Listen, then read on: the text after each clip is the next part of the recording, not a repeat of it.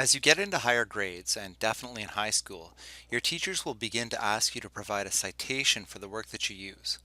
That's just a fancy way of saying that you should give credit to the original author or artist. Infobits makes this easy for you by including a citation tool. You can find it at the top right of your screen beside the article. Simply click on the citation tool's link to open up the citation for your article.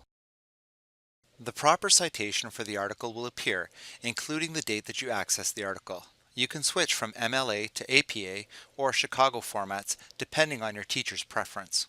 When the citation is in the format you'd like, click the Select button to select all of the text. Then press Ctrl-C or Command-C if you're on a Mac to copy it. Close the dialog box and switch to the location where you want to paste your citation, such as Word or Google Docs. Press Ctrl-V to paste your citation. That's all there is to it.